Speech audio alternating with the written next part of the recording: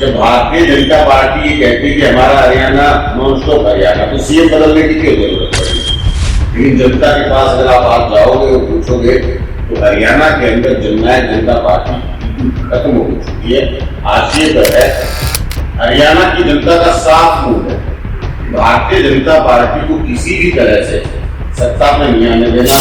हर वर्ग में अपने सम्मान की, अपने स्वाभिमान की लड़ाई भारतीय जनता पार्टी के खिलाफ मैदान में उतर के धर्मों के रूप में, प्रदर्शन के रूप में लड़ी।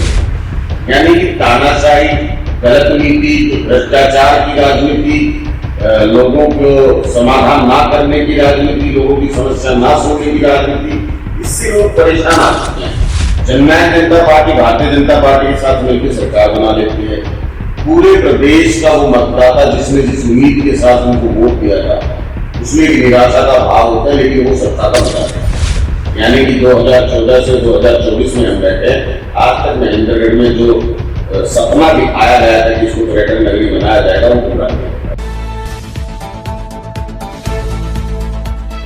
नमस्कार, आप देख रहे हैं राष्ट्रीय संगम न्यूज में। आपके साथ अखिलेश है। आज हमारे साथ बातचीत करने के लिए मौजूद हैं हरियाणा आम आदमी पार्टी के प्रदेश उपाध्यक्ष डॉक्टर मनीष है। और डॉक्टर मनीष जी महेंद्रगढ़ विधानसभा चुनाव से तैयारी में भी, विधानसभा चुनाव में पूरी तैयारी में। इनसे हम तमाम आज राजनीतिक बातें करेंगे, देश से जुड़े, हरियाणा से जुड़े, महेंद्रगढ़ से जुड़े तमाम बातें हम इनसे करेंगे। ये भी जानेंगे कि इस बार हरियाणा में किस किस स्वागत है राष्ट्रीय संगम न्यूज। बहुत बहुत शुक्रिया सभी दर्शकों को, मेरा नमस्कार। सर, पहला सवाल शुरू करते हैं कि इस बार हरियाणा विधानसभा है, कांग्रेस बोल रही है हरियाणा वाले हिसाब, तो बीजेपी कह रही है हमारा हरियाणा नॉन स्टॉप। लेकिन मैं समझता हूँ कि वर्तमान में जो सरकार है वो भारतीय जनता पार्टी की सरकार है और पिछले 10 साल से हरियाणा के अंदर ये सरकार चल रही है। भारतीय जनता पार्टी ने इस 10 साल के अंदर हरियाणा का कोई भी वर्ग हो, चाहे वो हमारे व्यापारी रहे हो, चाहे कर्मचारी रहे हो, चाहे हमारे चुने हुए प्रतिनिधि सरपंच रहे हो, चाहे हमारी माताएं बहनें रही हो, चाहे बुजुर्ग रहे हो, चाहे किसान रहे हो, चाहे युवा रहे, किसी भी वर्ग को भारतीय जनता पार्टी ने बख्शा नहीं।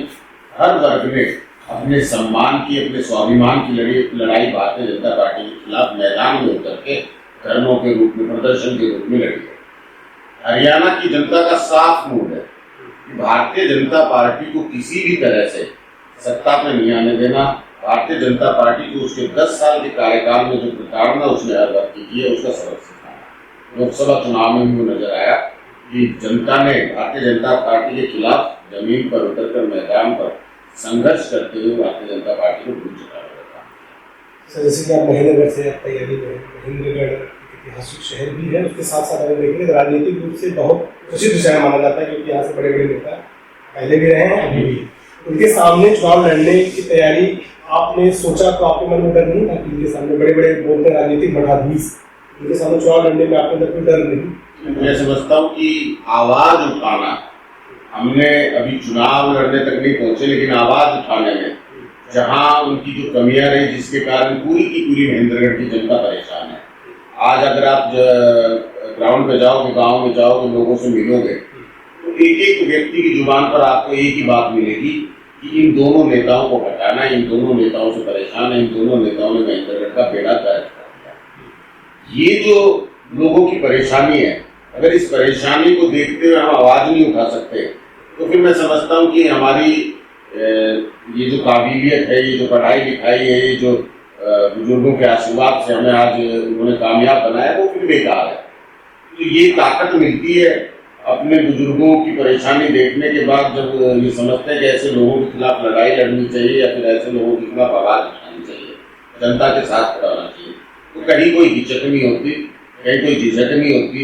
इनके खिलाफ मजबूती से हमने आवाज उठाई है और मजबूती से इस लड़ाई को लड़कर जनता की जो मांग है कि इन दोनों नेताओं का यहाँ से सफाया होना चाहिए, इन दोनों नेताओं के खिलाफ लड़ेंगे। और इनको क्या लगता है इस बार जो आपने सफाया होने की बात की, क्या लगता है सफाया आपकी पार्टी भी झाड़ू का चुनाव चुन आपकी पार्टी? देखिए, आम आदमी पार्टी तो जानी जाती है इस चीज के लिए। आपने दिल्ली के अंदर देखा होगा एक नई पार्टी साल भर में, 2 साल भर में जिस तरह से प्रचंड बहुमत की सरकार बनाती है और बड़े बड़े दिग्गज नेताओं को हराती है। पंजाब के अंदर 2022 के चुनाव में आपने देखा होगा कि 117 में से 92 सीटें एकदम से सभी दिग्गज, चाहे वो बड़े बड़े परिवार थे, प्रकाश सिंह बादल जी के, मुख्यमंत्री भी हार गए, तो सभी के सभी आम लोगों के सामने धराशायी हो जाते हैं, हार जाते हैं। यानी कि तानाशाही, गलत नीति, भ्रष्टाचार की राजनीति, लोगों को समाधान ना करने की राजनीति, लोगों की समस्या ना सुनने की राजनीति, इससे लोग परेशान आ चुके हैं। अब हर व्यक्ति की ये इच्छा है कि काम की राजनीति होनी चाहिए, और इस वक्त महेंद्रगढ़ की जनता यही चाहती है कि काम की राजनीति होनी चाहिए, जुमलेबाजी की राजनीति नहीं होनी चाहिए, झूठे वादों की राजनीति नहीं होनी चाहिए, भेदभाव की राजनीति नहीं होनी चाहिए, परिवारवाद की राजनीति नहीं होनी चाहिए। मैं समझता हूँ कि जब जनता की जो आवाज है उस पर जब हम जनता के साथ में खड़े हैं, तो फिर कोई ताकत नहीं है कि हमें हरा सके। आसानी से हम इनके खिलाफ चुनाव भी लड़ेंगे और इनको सबक भी सिखाएंगे। आपने कहा काम की राजनीति होनी चाहिए, तो अभी हरियाणा बीजेपी कह रही है कि हमारा हरियाणा नौशाद हरियाणा, तो फिर क्यों दूसरे बदलने की जरूरत है? मैं वही तो बात है, आपने अपने सवाल में वो जवाब दिया है। जब भारतीय जनता पार्टी ये कहती है कि हमारा हरियाणा नॉन स्टॉप हरियाणा, तो सीएम बदलने की क्यों जरूरत पड़ी? 4.5 साल तक जो मुख्यमंत्री थे उनको क्यों बदला गया? क्या नाकामी थी? क्या उन्होंने किया जनता के साथ? अगर गलत किया तो उसका जिम्मेदार क्यों नहीं ठहराया, सीधा बदल क्यों दिया? क्या छुपाना चाहती है भारतीय जनता? जनता ये सवाल पूछती है और जनता को ये स्पष्ट है। और मैंने जिस तरह से पहली बात जो कही थी वो ये कही थी कि हर वर्ग ने अपने मान और स्वाभिमान की लड़ाई जो है वो इस सरकार में, सरकार के खिलाफ धरनों के रूप में लड़ी है, प्रदर्शन के रूप में लड़ी है। तो भारतीय जनता पार्टी जो कुछ कह रही है वो कागजी है, वो जुमलेबाजी है, वो झूठ है। जो आज भारतीय जनता पार्टी जानी जाती है तो वो महाझूठी पार्टियों के रूप में जानी जाती है। अच्छा, मेरे सवाल मेरा ये है, पिछले चुनाव में, विधानसभा के चुनाव में 2 पार्टियां और थी, जननायक जनता पार्टी की बात है चाहे इंडिया की बात। इस चुनाव में दोनों पार्टियां आपको कहाँ दिखी? है क्या जननायक जनता पार्टी जो है उसने 10 सीटें पिछले चुनाव में हासिल की, और उन 10 सीटों को मतलब जनता ने जो वोटिंग की थी उस वक्त भारतीय जनता पार्टी के खिलाफ थी, क्योंकि किसान जो देश भर का है वो भारतीय जनता पार्टी को नहीं पसंद कर रहा था। उन्होंने विकल्प के रूप में जननायक जनता पार्टी को समझते हुए उसको वोट दिया, उसको 10 सीटें दी। जननायक जनता पार्टी भारतीय जनता पार्टी के साथ मिलकर सरकार बना लेती है। पूरे प्रदेश का वो मतदाता जिसने जिस उम्मीद के साथ उनको वोट दिया था उसमें एक निराशा का भाव होता है, लेकिन वो सत्ता का मजा लेते हैं। 4.5 साल तक सत्ता का आनंद लेते हैं, सत्ता के अंदर बैठकर खूब अपनी कमाई करते हैं, अपने परिवार का भला करते हैं, गरीबियों का भला करते हैं, और उसके बाद गठबंधन को खत्म करके ये सोचते कि जनता फिर से बेवकूफ बन जाएगी। लेकिन जनता के पास अगर आप आज जाओगे और पूछोगे तो हरियाणा के अंदर जननायक जनता पार्टी बिल्कुल खत्म हो चुकी है, हाशिए पर है। उसके चुने हुए विधायक भी वो आज नहीं बचा पाई है। अकेले उनके सुप्रीमो जो है वो अपनी पार्टी की बोल। आप पढ़े लिखे हैं, युवा है, और आम आदमी पार्टी के प्रदेश उपाध्यक्ष, आपसे सवाल मिलता है कि आपका महेंद्रगढ़ के लिए मिशन और विजन क्या है, क्या करने वाले हैं? देखो, महेंद्रगढ़ हमेशा भेदभाव की राजनीति का शिकार रहा है, अनदेखी का शिकार रहा है। आज महेंद्रगढ़ सबसे पुराना जिला है और शहर महेंद्रगढ़ जो है विधानसभा क्षेत्र महेंद्रगढ़ में पड़ता है। महेंद्रगढ़ एक संघर्ष कर रहा है, सबसे बड़ा संघर्ष जो है कि हरियाणा के बनने से आज तक यानी 58 वर्ष से मुख्यालय की मांग को लेकर लड़ रहा है। जिला मुख्यालय जो वो है महेंद्रगढ़ में होना चाहिए। हरियाणा का ये इकलौता ऐसा जिला है जिसका महेंद्रगढ़ जिले का नाम तो महेंद्रगढ़ है, लेकिन मुख्यालय वो नाम है। तो ये बहुत बड़ी मांग है जो नेताओं ने भी, इनमें भारतीय जनता पार्टी से, कांग्रेस पार्टी से या दूसरी पार्टियों से चुनाव से पहले इस तरह के वादे किए कि इस बार हम जिला मुख्यालय की स्थापना महेंद्रगढ़ में कराएंगे, या महेंद्रगढ़ को जिला मुख्यालय दे दिया जाएगा, नारनौल को अलग जिला बना दिया जाएगा। इस तरह की काफी घोषणाएं अलग अलग चुनाव में समय समय पर की गई। महेंद्रगढ़ में सबसे बड़ी जरूरत है इस समय रोजगार तैयार करने की। IMP की जो बात है 2011 से IMP जो है वो घोषणाओं में है, यानी कांग्रेस के कार्यकाल में जो चीज घोषणा में रही, पहले कांग्रेस ने 3 साल घोषणा में बिताए, उसके बाद 10 साल भारतीय जनता पार्टी ने बिता दिए। तो महेंद्रगढ़ के साथ इस तरह का जो व्यवहार है इससे जनता परेशान है। तो ये एक बहुत बड़ी मांग है कि यहाँ उद्योग स्थापित होने चाहिए। IMP अगर यहाँ बन जाती तो हो सकता है कि यहाँ पे अनेक उद्योग आते और हमारे युवाओं के लिए रोजगार के रास्ते खुल जाते। एक ये बहुत बड़ी मांग है। महेंद्रगढ़ ऐतिहासिक शहर है, पर्यटक नगरी है, अगर यहाँ पर पर्यटन को देखते हुए यहाँ के किले का नवीनीकरण किया जाता, यहाँ के किले को संभाला जाता, माधोगढ़ एक जगह पड़ती है, अगर उसको भी बनाया जाता है टूरिज्म के रूप में, तो बनाया जा सकता था। और खुद रामविलास शर्मा जी 2014 से 19 में पर्यटन मंत्री भी रहे। तो उनके कार्यकाल में ये कार्य जरूर शुरू करवाए, उन्होंने घोषणा की कि हम महेंद्रगढ़, लेकिन आज तक यानी कि 2014 से 2024 में हम बैठे, आज तक महेंद्रगढ़ में जो सपना दिखाया गया था कि इसको पर्यटन नगरी बनाया जाएगा, वो पूरा नहीं हो पाएगा। आप गाँव जा रहे लोगों से मिले, महेंद्रगढ़ के लोगों से मिले, क्या उनका रिस्पॉन्स है? लेकिन मैं कहता हूँ कि जहाँ भी हम लोगों से मिलते हैं अपनी बात रखते हैं, मुझे आज तक कोई ऐसा व्यक्ति नहीं मिला जिसने ये कहा हो कि भाई हम आपकी बात से सहमत नहीं है, या फिर जो आप हमारे लिए बात कह रहे हो वो गलत कह रहे हो। हर व्यक्ति ने ये बात कही कि बिल्कुल सही आप बात कह रहे हो, जो हमारी तकलीफ है उस पर आप बात कर रहे हो, जो समस्या है उसी पर आप बात कर रहे हो, और हम भी जो चाहते हैं वही आप संघर्ष कर रहे हो, उसी लड़ाई में आप हमारा सहयोग कर रहे हो। हर व्यक्ति ये कहता है कि बिल्कुल हम लोग तन मन धन से इस बार बदलाव की लड़ाई में आपका साथ देंगे, सहयोग करेंगे। इस बार इन पार्टियों की जाति धर्म की राजनीति, झूठ की राजनीति को नहीं है। हरियाणा में और बड़ी पार्टियां थी, कांग्रेस थी, बीजेपी थी, इन्हीं लोग थी, स्थापित पार्टियां थी। आप उन पार्टियों को छोड़कर एक नई नवीनी पार्टी जो है उभर रही है, उसका नाम कैसे?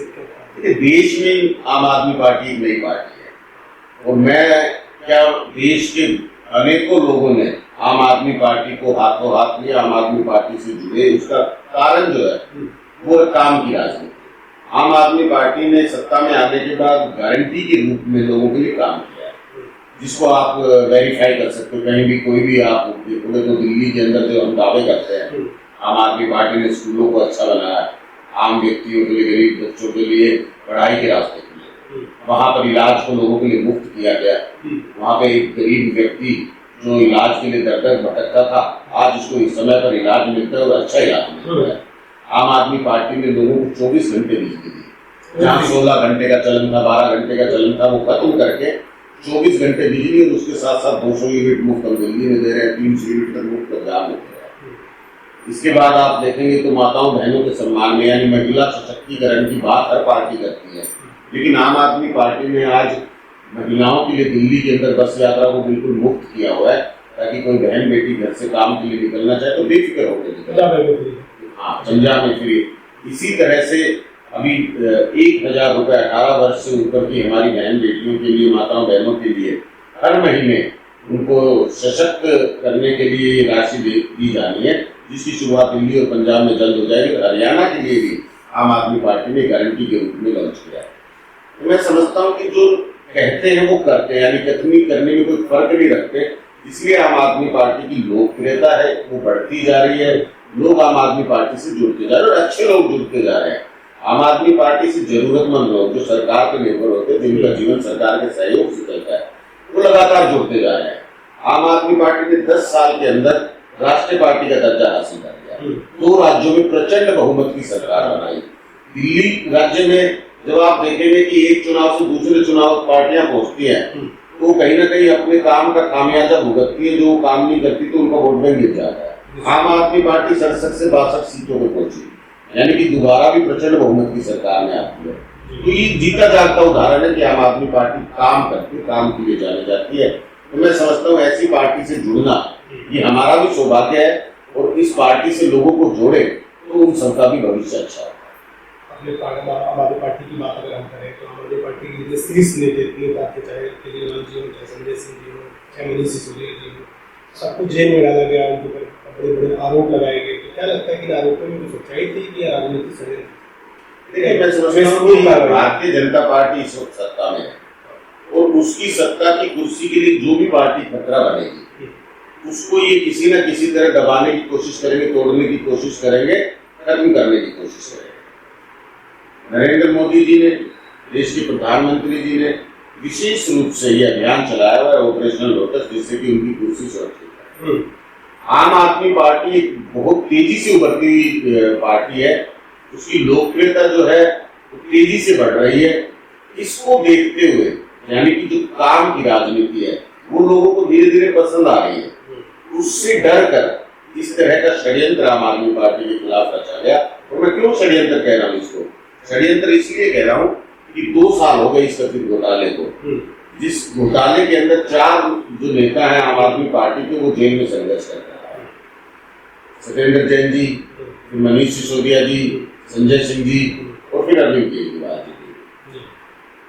6 महीने बाद संजय सिंह जी को कोर्ट रिहा करके, सुप्रीम कोर्ट सर्वोच्च न्यायालय देश की, वो रिहा करके और साथ में बात कहती है कि अब तक ईडी और सीबीआई कोई ऐसा साक्ष्य नहीं लेके आ पाई या ऐसा कोई एविडेंस नहीं ले पाई जिससे कि संजय सिंह जी को और 1 मिनट जेल के अंदर रखा जाए। 17 महीने बाद मनीष सिसोदिया जी को जेल से रिहा करती है जमानत पर, और ये कहती है कि 17 महीने में अब तक इन्वेस्टिगेशन भी पूरी हो चुकी है, सब कुछ खत्म हो चुका है, लेकिन ईडी सीबीआई कोई ऐसा साक्ष्य पेश नहीं कर पाई जिससे कि इनकी सीधी भागीदारी या फिर इन पर कोई आरोप तय हो पा रहा हो। बाकी कोर्ट में देखा जाएगा इनको। तो ये जीता जागता उदाहरण है कि ईमानदार व्यक्ति जब संघर्ष करता है तो हमारे देश का संविधान, हमारे देश की न्यायपालिका इस तरह से उसकी ताकत को समझती है, उसका साथ देती है। साफ तौर पे आज अरविंद केजरीवाल जी संघर्ष कर रहे हैं। ईडी के केस में सर्वोच्च न्यायालय ने उनको जमानत दे चुकी है। भारतीय जनता पार्टी के कहने पर सीबीआई ने हड़बड़ी में उनको जेल से ही अरेस्ट किया दोबारा, ताकि उनको किसी तरह जेल में ही रोका जाए। अब उसके खिलाफ भी लड़ाई जारी है और हमें पूरा विश्वास है ये एक घोटाला षड्यंत्र के रूप में रचा गया है, और जब कोई भी कहानी गढ़ी जाती है ना तो उसमें ऐसे लोग छूट जाते हैं जिससे कि सच्चाई जो है निकल के अपने आप को कहीं ना कहीं साबित कर देती है। पर्सनल सवाल है कि आज के समय में डॉक्टर बनना सपना होता है, हर आदमी डॉक्टर बनना चाहता है। डॉक्टर बनने के बाद उसकी जो लाइफ है एकदम ग्लैमरस हो जाती है, इतनी चकाचौंध भरी दुनिया में अच्छा लाइफ स्टाइल, अच्छा जीवन छोड़ के, अच्छी नौकरी छोड़ के आपने ली है, हमने नौकरी करी है, तो छोड़कर राजनीति में तो धक्के खाया। देखिए, राजनीति में धक्के खाना या फिर राजनीति मेरे अपने मैं समझता हूँ कि देखो, बीइंग ए डॉक्टर मैं अच्छी सेवा कर सकता हूँ, जनता का इलाज करके जनता को स्वास्थ्य लाभ देके अपनी सेवाएं जारी रख सकता हूँ। लेकिन आप कभी भी मान लीजिए, मैं एमडी फॉरेंसिक मेडिसिन से हूँ और मोस्टली मेरा जो काम है वो गवर्नमेंट इंस्टीट्यूशन से संबंधित होता है, और आज अगर आप सरकारी अस्पताल के साथ जुड़कर अपनी सेवाएं देना चाहते हैं तो सबसे बड़ा जो रोड़ा बनता है आपके बीच में वो है सरकारी व्यवस्था, यानी कि इंफ्रास्ट्रक्चर ऑफ हॉस्पिटल, वहां पर फैसिलिटीज इन हॉस्पिटल। तो ये जो जब तक आपके हाथ में नहीं होगी, जब तक आप अपनी सेवाएं नहीं दे सकते। मेरे सामने ऐसे मैंने देखा है कि एक मरीज आया और सुविधाओं की कमी के चलते, इंफ्रास्ट्रक्चर की कमी के चलते हम लोगों ने उसे नेक्स्ट हॉस्पिटल रेफर किया। तो ये जो मजबूरी है, ये जो डॉक्टर के हाथ बांधने वाली बात है, केवल डॉक्टर नहीं, हर प्रोफेशन में मैं बात करूंगा ये, तो ये जो हाथ बांध देती है, उसकी सेवाएं जो है वो जनता तक नहीं पहुंच पाती, ये बहुत बड़ा बैरियर एक सरकार का बैरियर है। तो गवर्नमेंट जब तक एफिशिएंट नहीं होगी, गवर्नमेंट जब तक इस पर ध्यान नहीं देगी, गवर्नमेंट जब तक इन चीजों को पूरा नहीं करती है, तब तक आप अपनी सेवाएं नहीं दे सकते। चाहे वो स्कूल की बात कर लो, एक टीचर के पास अगर अच्छा क्लासरूम नहीं होगा, उसके पास लेटेस्ट टेक्नोलॉजी नहीं होगी, न्यू कोर्सेज नहीं होंगे, तब तक वो अपनी एजुकेशन बच्चों तक डिलीवर नहीं कर सकता। कोई ऑफिसर है, अगर उस ऑफिसर को पर्याप्त संसाधन नहीं दिए गए तो वो अपनी सर्विसेज नहीं दे सकता। तो everybody in the government structure, हर व्यक्ति जो सरकारी व्यवस्था में काम करता है वो सरकारी सुविधाओं पर, सरकारी इंफ्रास्ट्रक्चर पर, सरकारी इक्विपमेंट्स पर उसकी सेवाएं निर्भर करती है। इसी सोच के साथ, जिसको पूरा कर देते हैं, इसी सोच के साथ मैंने राजनीति में आने का फैसला भी किया और मजबूती से इस लड़ाई को लड़ने का फैसला किया कि हम लोग ये लड़ाई लड़ेंगे ताकि अच्छी और काम की राजनीति करने वाले लोग जो है वो राजनीति में आए तो अच्छा काम होगा। कम से कम मेरे बाद वाले डॉक्टर्स या आज जो डॉक्टर्स हैं उनको वो सब चीजें हम दे सकेंगे, सभी स्कूल्स को हम अच्छा कुछ कर सकेंगे। तो ये सोच है कि गवर्नमेंट जब तक आपकी सही नहीं है तब तक आप अपनी सर्विसेज नहीं दे सकते। इसलिए इसमें घुस के पहले इसको साफ करना है। अरविंद केजरीवाल जी भी आपको मालूम है कि आईटी कमिश्नर थे, लेकिन वो जिस तरह की प्रणाली भारत की सरकार में चलती है, भारत का गवर्नमेंट स्ट्रक्चर जैसा है, उसी से निराश होकर उन्होंने वो नौकरी छोड़ के वो राजनीति में आने का फैसला लिया। और मैं समझता हूँ कि गलत फैसला नहीं, आज उन्होंने कम से कम 2 राज्यों में काम की राजनीति सवाल ये था कि आज हर माँ बाप चाहता है आपने देखा होगा कुछ दिनों से कि भारत में हर राज्यों की बात करते हैं, पेपर लीक की बहुत बड़ी समस्या है। नीट के लिए आपने देखा होगा किस तरीके से अच्छे बच्चों के भविष्य को का गला घोटा है। जो सपने बड़े बड़े सपने लेकर बड़े बड़े शहरों में कोटा में कानपुर में तैयारी की मेहनत करी, उनकी सीटें बेच दी गई। अब डॉक्टर है, इसलिए आपसे मैं लगूंगा तो क्या लगता है ऐसा, इसके पीछे क्या कारण रहे हैं?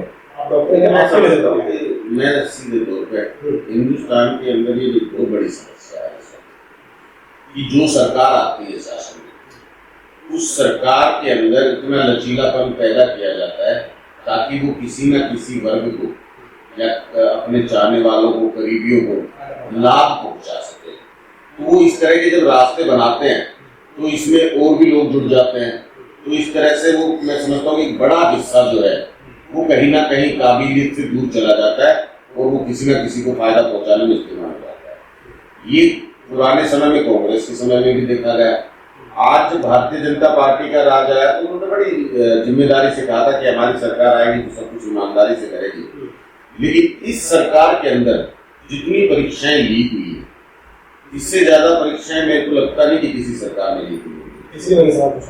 इस सरकार के अंदर जिस तरह से डॉक्टर जैसी परीक्षा, यानी एक बच्चा जिसके लिए जितनी मेहनत करता है, 18 19 20 घंटे पढ़ाई करता है, पढ़ लिख कर जब वो एग्जाम देता है और एग्जाम देने के बाद उसको पता चलता है कि मेरा पेपर लीक हो गया और दोबारा देना है, तो उसके ऊपर क्या बीतती है। इसी तरह से जब वो एग्जाम का रिजल्ट आता है और उसके बाद पता चलता है कि इस पेपर में धांधलियां हो चुकी है और रैंकिंग ऊपर दी जा चुकी है किसी को, तो भी उसको उतना ही मनोबल टूटता है। ये भारतीय जनता पार्टी अपने रास्ते बनाने के लिए लोगों के साथ, लोगों की भावनाओं के साथ खिलवाड़ कर रही है, हमारे देश के भविष्य के साथ खिलवाड़ कर रही है। इसीलिए मैं कह रहा हूँ कि कोई ऐसा वर्ग नहीं है जिसने संघर्ष ना किया हो अपने मान के लिए, स्वाभिमान के लिए, अधिकार के लिए। सबने लड़ाई लड़ी है भारतीय जनता पार्टी, चाहे केंद्र की सरकार हो चाहे वो हमारे राज्य की सरकार हो। आखिरी सवाल मेरा लास्ट क्वेश्चन कि इस चुनाव में बहुत कम समय बचे, कई महीने बचे हैं, आम आदमी पार्टी की क्या तैयारियां हैं, क्या कुछ माहौल है?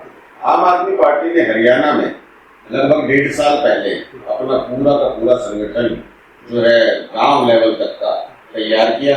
आज पूरे एक गांव में हरियाणा के आम आदमी पार्टी का संगठन है, वहाँ कमेटीज हैं, हमारा बूथ तक का संगठन तैयार है। आम आदमी पार्टी, आपको पता है कि संगठन के चुनाव लड़ती है और आम जनता से पूछकर उम्मीदवार तय करती है, आम जनता से पूछकर ही आगे मुख्यमंत्री तय करती है। तो इस तरह की प्रणाली, यानी इसमें जनता की पूरी हिस्सेदारी, जनता की पूरी सुनवाई आम आदमी पार्टी अपने चयन प्रक्रिया में करती है। तो मैं समझता हूँ कि किसी तरह से आम आदमी पार्टी कहीं भी, मैं कहूँगा कि जो तैयारियों की बात है तो कहीं पीछे आम आदमी पार्टी ने सबसे बड़ा संगठन हरियाणा के अंदर बनाया। और सबसे बड़ी बात कि अभी जो चुनाव को लेकर बात करते हैं, तो चुनाव को लेकर जब बात करते हैं तो आम आदमी पार्टी ने 15 दिन के अंदर पूरे हरियाणा में 45 जनसभाएं की और 45 जनसभाओं में हजारों की भीड़ होना। तो ये दर्शाता है कि जनता ने भी आम आदमी पार्टी के साथ अपना इस चुनाव में पूरा मन बना रखा है। तो आम आदमी पार्टी पूरी तरह से दिल्ली और पंजाब के बाद अब हरियाणा में तीसरी बार सरकार बनाने के लिए आप प्रदेश नेतृत्व में है, तो आपकी पार्टी की जो प्रत्याशी की सूची है कब तक? आम आदमी पार्टी सबसे पहले अपनी प्रत्याशियों की सूची जारी करने में विश्वास रखती है और जल्द ही, मैं समझता हूँ इसी सप्ताह में, यानी अगस्त माह के आखिरी सप्ताह में आम आदमी पार्टी की पहली सूची जारी कर दी जाएगी। ज्यादा नाम एक साथ मतलब ऐलान किया जाए ज्यादा नामों का, उसको लेकर थोड़ा समय लगेगा। बहुत धन्यवाद सर, आपने अपना अमूल्य समय दिया। और शुक्रिया आपके चैनल का, सभी दर्शकों का। हमारे साथ बातचीत करने के लिए हरियाणा आम आदमी पार्टी के प्रदेश उपाध्यक्ष डॉक्टर मनीष यादव जी थे। इनका कहना है कि इस बार हरियाणा की जनता काम की राजनीति चाहती है और हरियाणा की जनता कुछ नया बदलाव करने में विश्वास रखती है इस बार के चुनाव में। कैमरामैन के साथ मैं